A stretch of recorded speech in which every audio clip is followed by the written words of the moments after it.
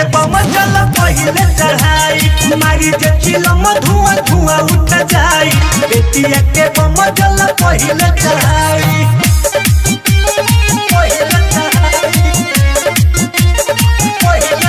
Presented by Famous Video। बेटिया के बम चल हटलानी पीछे न के कोई गुटा भाई बेटिया के बम चल पहिले चढ़ाई जल चढ़ावे से करो न माना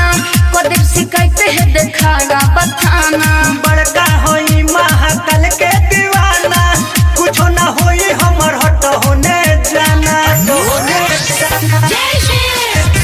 जल चढ़ावे से करो न माना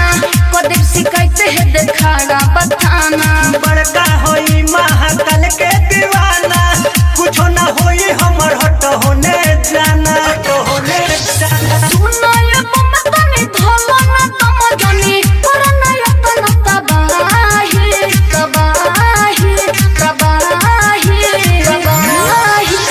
हटरानी पीछे न तो जोई बुंदा भाई सिकट के बम जल पहिले चढ़ाई मारी जे चिलम धुआं धुआं उठ जाई बेटिया के बम जल पहिले चढ़ाई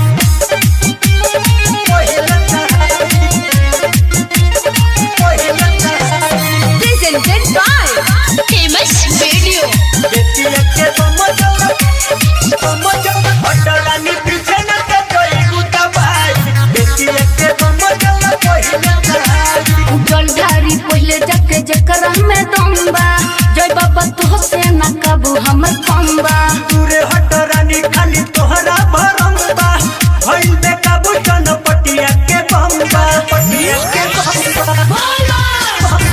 जलधारी पहले जाके जकरा में दम्बा जय बाबा तो से न काबू हमर कम्बा दूरे हटरानी खाली तोहरा भरम्बा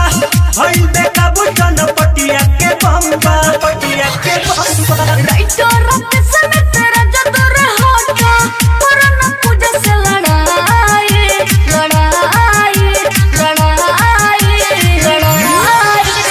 हटरानी पीछे न तो जोई बुंदा भाई जो मुनिया के बम जल पहिले चढ़ाई मारी जे चिलम धुआं धुआं उठ जाई बेटिया के बम जल पहिले चढ़ाई